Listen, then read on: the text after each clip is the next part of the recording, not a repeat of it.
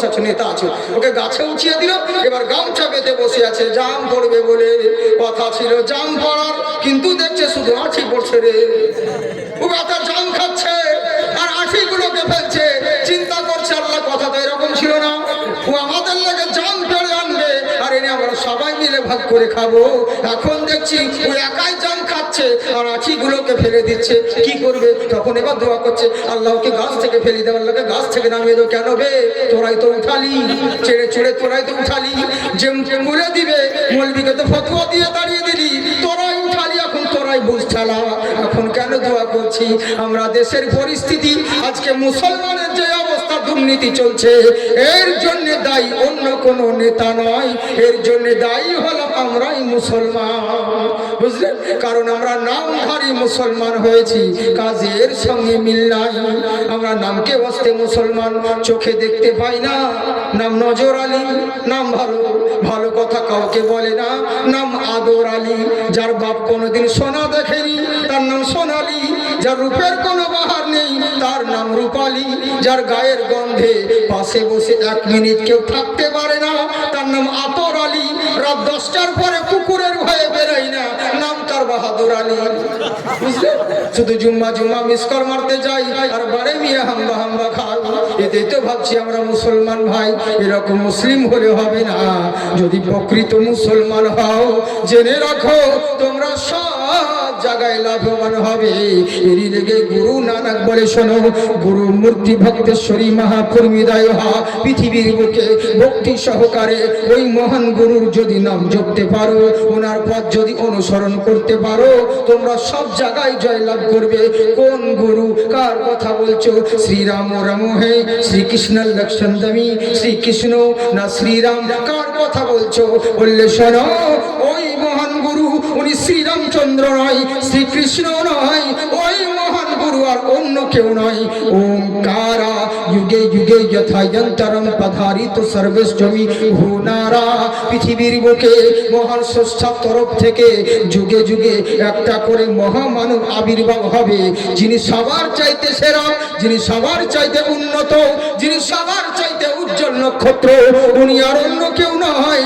ওম সর্বদাং মুহাম্মাদা, যিনি চির প্রশংসিত নবী মুহাম্মদুর রাসূলুল্লাহ সাল্লাল্লাহু তাআলা আলাইহি ওয়াসাল্লাম।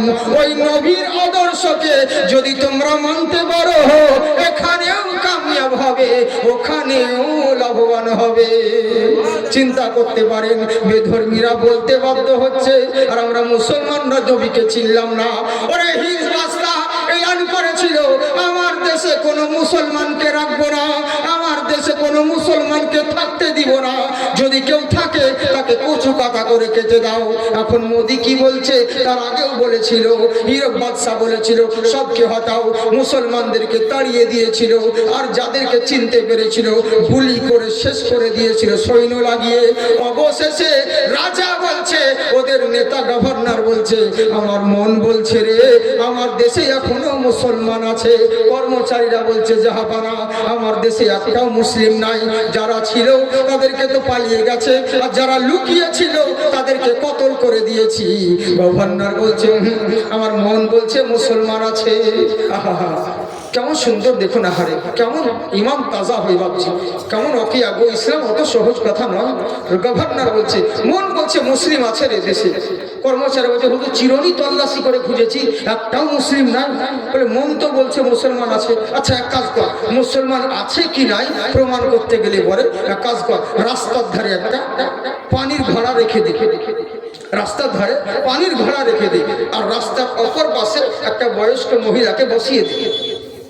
বাস, রাস্তার এবারে পানির ঘোড়া, আর এ পাশে বুড়ি শুধু চিল্লাবে, আল আকাশ আল আকাশ, আমি পিপাসিত, আমাকে পানি পান করা, পানি পান করা, এইভাবে উচ্চাচাবে।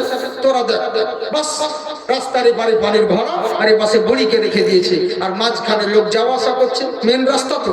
তখন সিসি ক্যামেরা ছিল না, আশেপাশে বাউন্ডারি, চারিদিকে গোয়েন্দারা সব ফলো করছে, মানুষ যাচ্ছে আসছে, এই বুড়ি আল আকাশ আল আকাশ করছে, আমাকে পানি পান করাও, পিপাসিত বারবার বলছে, কেউ গুরুত্ব দেয় না, সবাই চলে যেতে আছে।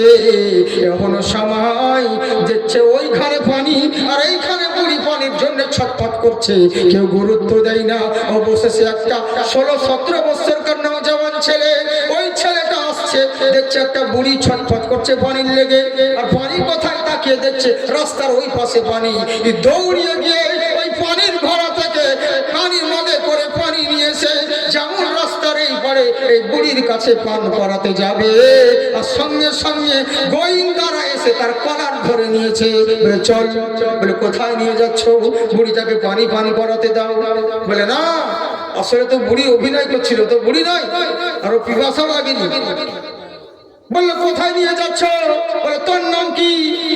বলে আমার নাম আমুক, মানে এমন একটা নাম বললো সেটা ইহুদিদের নাম। বলে তাই নাকি? বললে হ্যাঁ।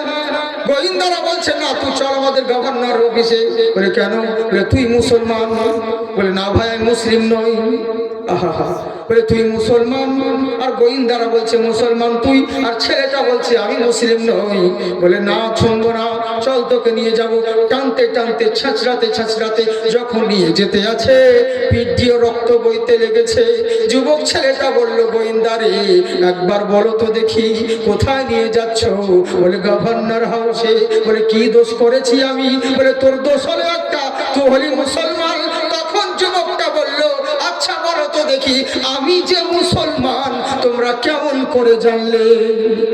কেমন করে জানলে? ওরে আমার মুখে তো দাড়ি নেই, নবী সুন্নত নেই, আমার মাথায় সুন্নতি লেবাস টুপিও নাই, আমার পাঞ্জাবি পায়জামা এগুলো তো আমার কাছে নাই, তাহলে আমি যে নামটা বলেছি ওটা তো ইহুদিদের নাম, তাহলে তুমি জানলে কেমন করে আমি মুসলমান? গোয়েন্দারা বলল, যুবক রে তুই সব পরিবর্তন করতে পারিস, একটা জিনিস পরিবর্তন করিসনি, একটা জিনিস চেঞ্জ করতে পারিসনি। বলে কি সেটা? বলে তোর মাথায় নবী সুন্নাত নাই, নবী সুন্নাত দাড়িও নাই, তোর পাঞ্জাবি পায়জামা নাই, মুসলমানের লেবাস তোর শরীরের মধ্যে নাই, সব চেঞ্জ করে দিয়েছি, একটা জিনিস চেঞ্জ করতে মনে করিস নাই। বলে কি? বললে শোনো রে, একটা রাস্তার ধারে যে ক্ষুধার্তকে অন্ন দান করাতে পারে, একটা পিপাসিতকে যে পানি পান করাতে পারে, সে নবীর দিওয়ানা, মুসলমান ছাড়া অন্য কেউ হতে পারে না। কেমন চিন্তা করুন, কেমন মুসলমান তাদের পরিচয় ছিল, আর আমরা কেমন মুসলমান এখন? আমরা শুধু নামকে বাস্তে মুসলমান হয়েছি। যেই দিন মুসলমান হয়ে যাবে, জগতের মানুষ তোমার চরণে প্রণাম করবে। এরই জন্য গুরু নানক বলে, ওম শ্রীধরতম মহালক্ষ্ম দয়ামতি ওমকারা করুলামা বহুর্মতি দেবাস্তুতে। পৃথিবীর বুকে এক ঈশ্বরের ইবাদত করতে করতে যখন বহু দেবতার পূজা পাঠ শুরু করতে লাগলো, শেষ বেলায় অন্তিম মহারিষি জন্মগ্রহণ করেছে। উনি এসে জগৎকে শিক্ষা দিয়েছে, একাম্মা বিরহাম্মা, একটাই ব্রহ্মা, একটাই স্রষ্টা, যার দ্বিতীয় কোনো কেউ নেই। কিঞ্চন পূর্ণাং খালা, ওনার মতন কেউ আরো হবে না, কেউ হতে পারে না। আল্লাহ হলো এক, যার দ্বিতীয় কেউ নেই। আমি নবী হলাম দ্বিতীয়, যার তৃতীয় কেউ নেই।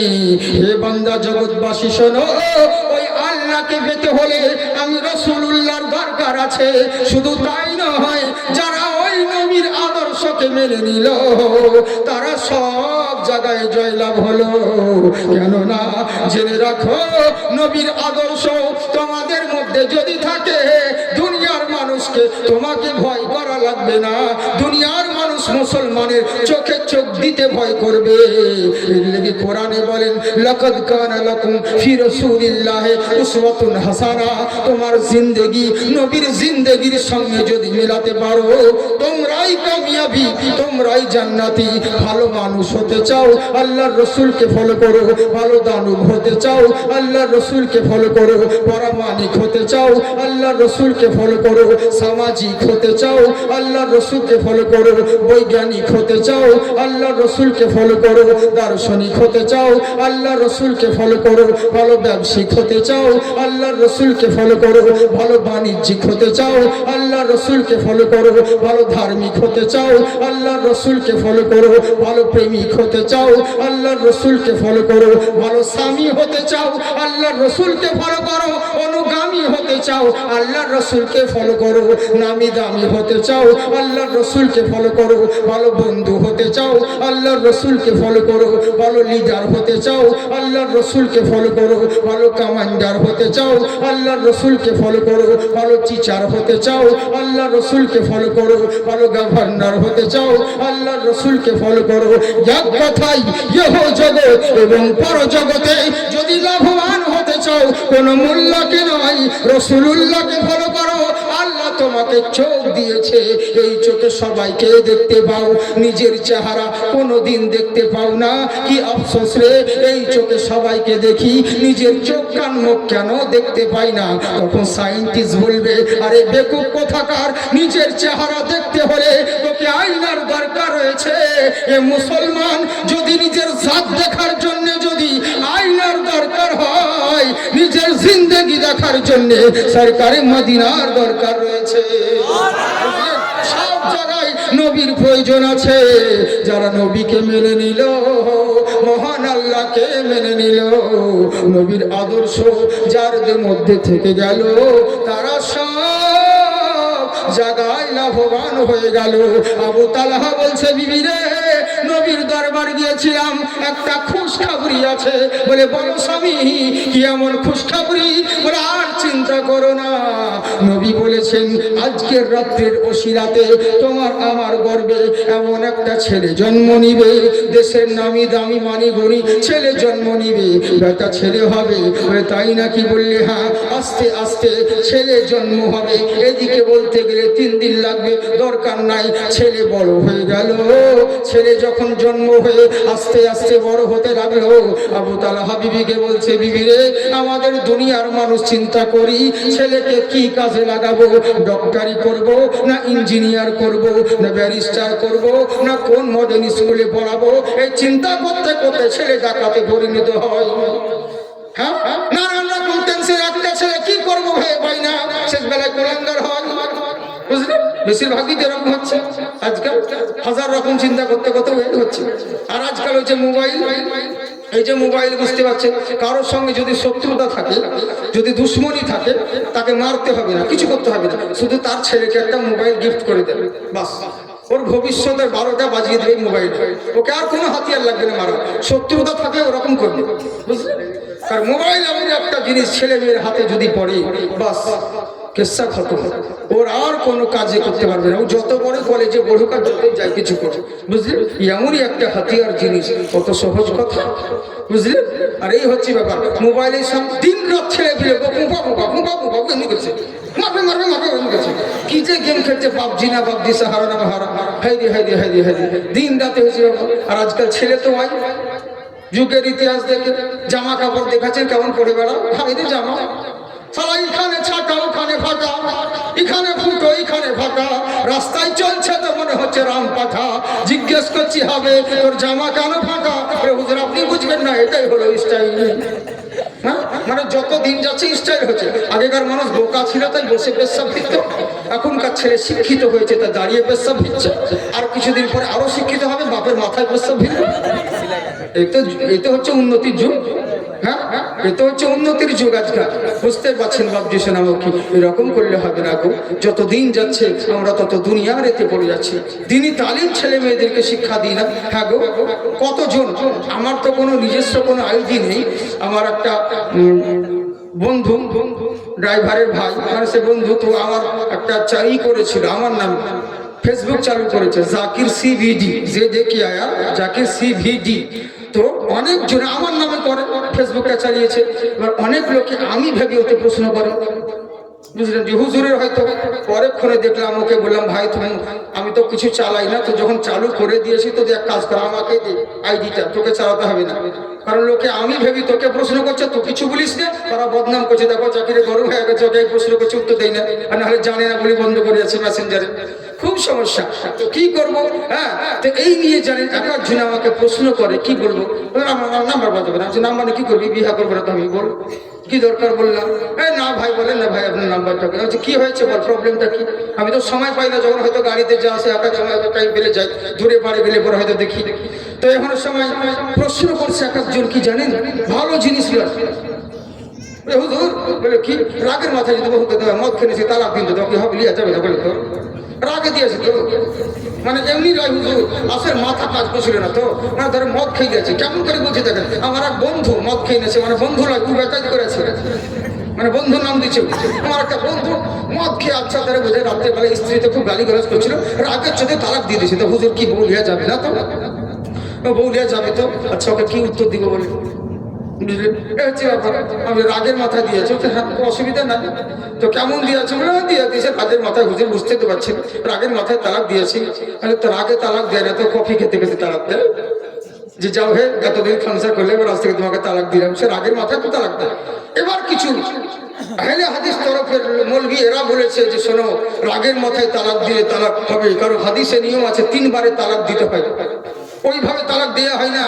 3 বারে তালাক দিতে হবে 3টে ধাপ তাই বললাম যাবে গাধা একটা গাছকে আস্তে আস্তে কাটলেও কাটবে একবারে কাটলেও কাটবে 3 বারে ওইভাবে তালাক দেওয়ার নিয়ম নাই ওকে আস্তে আস্তে দিতে হবে ও এখন একবারও দিয়ে দিয়েছে তো একবার দিলেও হবে সরকারি নিয়ম হলো ডাইরেক্ট কাউকে গুলি করতে পারবেন না ফাঁকায় গুলি ছড়ে তারপর যদি দেখেন আসামি কন্ট্রোলের বাইরে চলে যাচ্ছে তখন তার পায়ে গুলি করেন দ্বিতীয়বার ডাইরেক্ট বুকে করবেন না তৃতীয়বার যখন দেখছেন আপনার কন্ট্রোলের বাইরে চলে গেল তখন লাস্টে বেলা বুকে গুলি করেন তো তালাকের নিয়ম হলো ওকে 3 ধাপে তালাক দাও ডাইরেক্ট একবারে দিও না কিন্তু একবারেও যদি দাও তাও তালাক হবে কিন্তু এরকম অনেক জোরে হয় তা আমরা বলছি ভাই 3 বার দিয়েছে বলে হু দিয়েছি বহুকে বলছে 3 বার শুনেছে বলে হ্যাঁ শুনেছি 3 বার করে এরকম কতবার দিয়ে হয়ে গেছে তাহলে তো চলবে না বহিনী 1 বার 2 বার যদি দিত তাহলে হয়তো রাস্তা ছিল 3 বার দিয়েছে আর আমাদের কিছু করা যাবে না তো চলে গেল কত ছিল আমাকে বলতে চাকরি ভাই তুমি করতে না হয় তোমার বিয়ে হয়নি তুমি করতে আমাদের ভয় আছে বহুটা তালা ফেলা কোন যাবে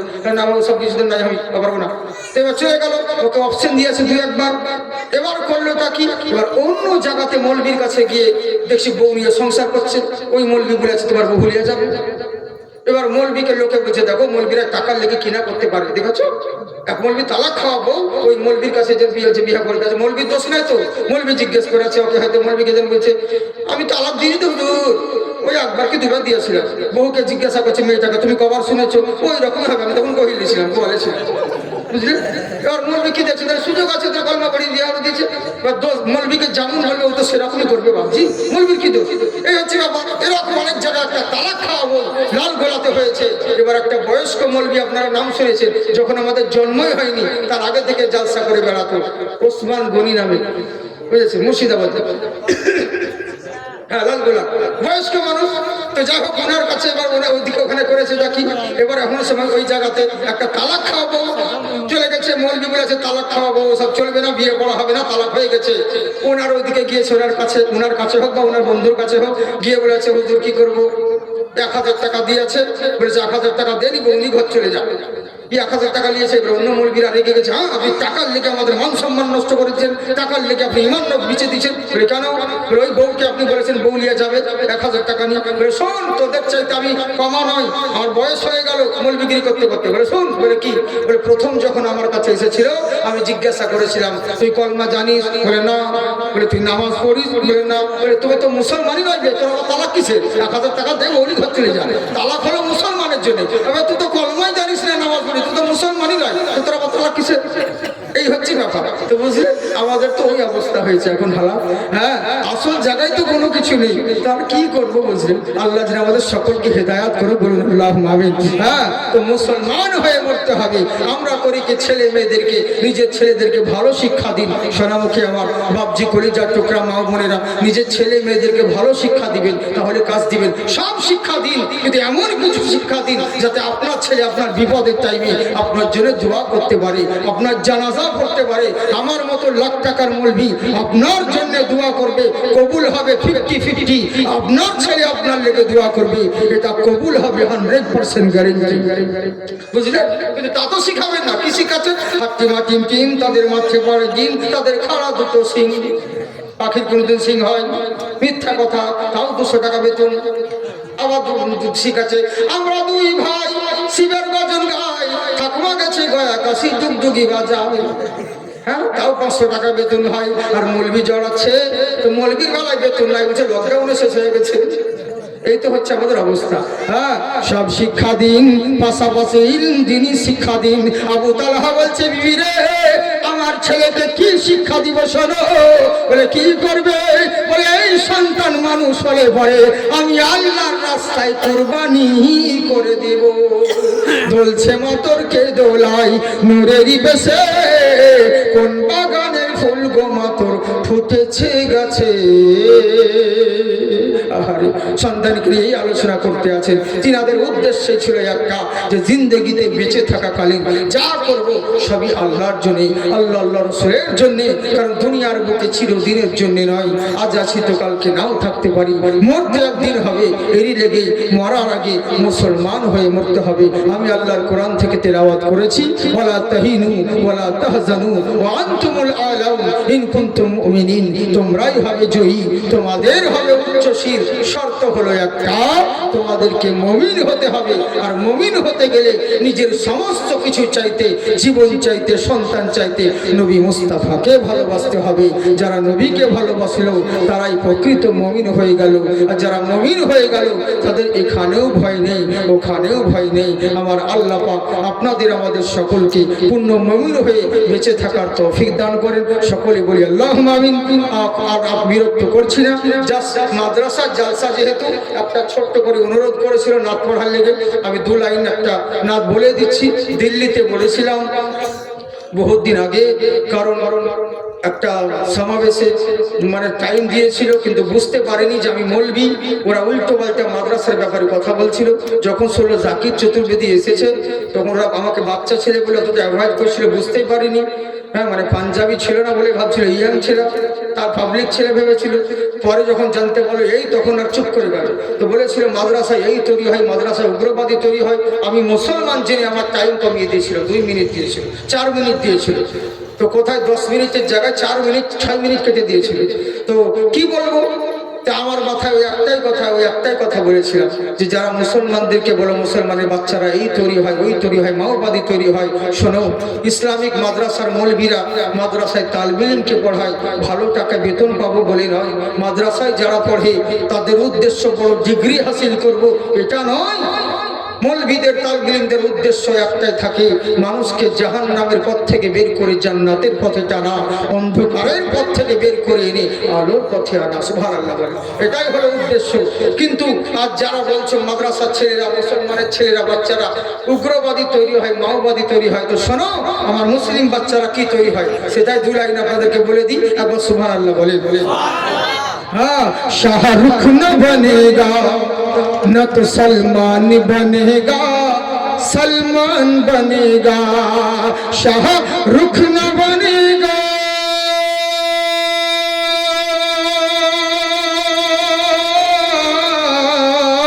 शाहरुख न बनेगा, न तो सलमान बनेगा, न तो सलमान बनेगा। ये बच्चा मेरा हाफिज कुरान बनेगा, कुरान बनेगा। सुभान अल्लाह बोलेंगे। ए दुश्मन इस्लाम तेरी खैर नहीं है, अल्लाह के घर देर है अंधेर नहीं है। আল্লাহর ঘর দের আছে কিন্তু অন্ধকার নাই, তাই তো বাবজি। আল্লাহ ছাড় দেয় কিন্তু ছেড়ে দেয় না। হ্যাঁ, আজকে মেম্বার হয়েছো, বিশাল বড় লর্ড সাহেব হয়েছো, মন্ত্রী হয়েছে, চারিদিকে বডিগার্ড রেখেছে একে হিসেবে নিয়ে, ভাবছো তোমরা মরবই না। কিছু হলে পরে সাইডে বডিগার্ড আছে, ধাঁধা করে উড়িয়ে দিবে। আল্লাহ বলছে তোকে জব্দ করার লেগে তোর বডিগার্ড লাগবে না, কোনো হাতিয়ার লাগবে না রে, শুধু 4 পিস হাতে গুনে লাল পিঁপড়ে গুলো হয়, লুঙ্গি তলে ভরে দিব, আপনি জব্দ হয়ে যাবেন। কোনো হাতিয়ার কিচ্ছু করবে না। জেনে রাখিস, যেই মালিক হিরো করতে পারে সে জিরো করতে পারে, তাই তো ভাবছি। এনআরসি যখন ভারতে হয় তো অনেক লোকে কি বলতে জানেন তো, এনআরসি সময় আমাদেরকে দেখে দেখে বলতো, মৌলবীদের যা এনআরসি যদি হয় ভারতে তো মৌলবীদের বাঁশ যাবে, মৌলবীরা আগেই হবে। বলে কেন? বলে আপনাদের টুপি দাড়ি, যাদের টুপি দাড়ি আছে এদের খুব বিপদ। বলে কেন? বলে আপনাদের টুপি দাড়ি দেখবে আর লেভেল দেখে বলবে এরা তো মুসলমান, সোজা ডিটেনশন ক্যাম্পে ভরবে, লেভেল দেখে চিনি নিবে। তো আমি বললাম শোন, আমাদের দেখে বিপদে তোরা বেশি আছে। বলে কেন? বলে আমাদের তো লেভেল দেখে চিনে নিবে, আমরা মুসলমান, তারপরে ডিটেনশন ক্যাম্পে ভরবে। আর তোকে যতক্ষণ তোকে নাঙ্গা না করবে তুই তো ধরাই করবি না, হিন্দু না মুসলিম। তোর কাপড় খুলবে তারপরে দেখবে তো হিন্দু না মুসলিম, তবে ডিটেনশনে যাবে। তবে বিপদ কার বেশি, আমার না তোর? তুই ভেবে যাও, কাউকে তাড়তে হলে হলে আগে নিজেকে ধরতে হয়। যে মালিক হিরো করতে পারে, যে জিরো করতে পারে ভাই, এখন বেশি বার বাড়িও না। তবে এই দশা হচ্ছে শুধুমাত্র আমাদের জন্য। তাই কি বলছে শোনো, দুশ্মন ইসলাম তেরি खैर नहीं है, अल्लाह के घर देर है अंधेरी नहीं है। इस दुश्मन इस्लाम, दुश्मन इस्लाम जरा गौर से सुन ले, जरा गौर से सुन ले, ये बच्चा तेरा मौत का सामान बनेगा, बनेगा ना शाहरुख न बनेगा, न तो सलमान बनेगा, ये बच्चा मेरा हाफिज़े कुरान बनेगा। বুঝলেন বাবজি সোনামুখী আমার সেই মাদ্রাসার জন্য আপনারা যতটুকু পেরেছেন দিয়েছেন। আমি অতটা বিরক্ত আপনাদেরকে করলাম না, বলেছিলাম, কিন্তু তবু ইনশাআল্লাহ শুধু চাইলেই যে দিতে হবে জালসাতে এটা জরুরি নয়। আপনারা যতটুকু যখন পারবেন ইনশাআল্লাহ এই মাদ্রাসার দিকে সহযোগিতার হাত বাড়িয়ে দিবেন। আমি আপনাদেরকে আর বেশি বিরক্ত করছি না, বুঝেছেন। ইনশাআল্লাহ আমার শারীরিক অসুস্থতার কারণেও যে আমি আপনাদের এখানে এসেছি, মানে এটা বিশাল ব্যাপার। আল্লাহ পাকের রহমত। আমি আগেই বলেছি, এর আগে আপনাদের প্রোগ্রাম ছিল, ডেট আলাদা তারিখের ডেট ছিল, এটা চেঞ্জ করে ডেট করা হয়েছে। বহু দূর থেকে ক্লান্ত, ভেবেছিলাম শরীর খারাপ আসবো না, কিন্তু একটা জিনিস চিন্তা করলাম কি জানেন তো, আমি কিছু বলতে পারি আর না পারি, স্টেজে উঠবো, উঠে বলবো আসসালামু আলাইকুম, আমার শরীর অসুস্থ বাবজি একটু ছেড়ে দেন, দু একটা কথা বলে একটা গজল বলে নেমে যাবো। পাবলিক বুঝবে তো, মানুষ তো বিবেক তো আছে, বুঝলেন। আর যদি দূর থেকে ফোনে বলে দিই যাওয়া হবে না বাইকা, তাহলে একটা খারাপ দেখায়। কেন বলেন তো, আমার সঙ্গে একটা অনেক লোকের মান সম্মান জড়িয়ে আছে। আমি না এলে কি জালসা হতো না? ঠিক হয়ে যাবে, আল্লাহ ঠিক চালিয়ে দেবে, কিন্তু আমার কারণে অনেক লোকের মান সম্মান জড়িয়ে আছে। আমি চাই না আমার জন্য কারো মাথা নিচু হোক, বুঝলেন। আমাদের আনোয়ারুল চাচা সাহেব, আনোয়ারুল সাহেব, ইনিও বরংবার আমাকে ফোন করে খোঁজ নিয়েছে। যাই হোক, ইনশাআল্লাহ আপনাদের কোনো ত্রুটি নেই, আপনারা খুবই ভালো মানুষ এখানকার, সত্যি আল্লাহ আপনাদেরকে ভালো করুক। তবে দুঃখ আছে, মুরগিতে খুব ঝাল দিয়ে দিয়েছে মাংসতে, বুঝলেন তো। তো যাক ইনশাআল্লাহ, তো আপনারা সত্যি খুব ভালো মানুষ, তবে একটু ঝাল কম খাবেন, বুঝলেন তো। জি জি, সর্দি লাগবে না। হ্যাঁ হ্যাঁ হ্যাঁ, তো যাক তো কথা হচ্ছে, ভালো থাকুন বাবজি সোনামুখী আমার। আপনারা আমার জন্য দোয়া করবেন। বক্তব্য তো আজকে বস্তার মুখ খুললাম, আল্লাহ যদি সুযোগ দেয় বেঁচে থাকি ইনশাআল্লাহ আবার অন্যদিন মাল বের করা হবে। আগে আগে দেখো হতা है क्या, अभी तो शुरुआत है, বুঝলে। এই হচ্ছে ব্যাপার। তো ইনশাআল্লাহ দোয়া করবেন আল্লাহ যেন আমাকে তাড়াতাড়ি সুস্থ করে দেন, বুঝলেন তো। ইনশাআল্লাহ যদি সুস্থ হয়ে যায় তাহলে তার কোনো ব্যাপার নাই, যদিন আল্লাহ পাক বাঁচিয়ে রাখে যেন ইমানি হারাতে বেঁচে থাকতে পারি। সকলে বলি আল্লাহুম্মা আমিন। আর আপনাদেরকে বিরক্ত করছি না, তবে মা বোন আমার রয়েছে, সোনামুখী বাপ ভাইরাও রয়েছে, এখনো যারা যদি কিছু দেওয়ার থাকে তো দিয়ে দিবেন।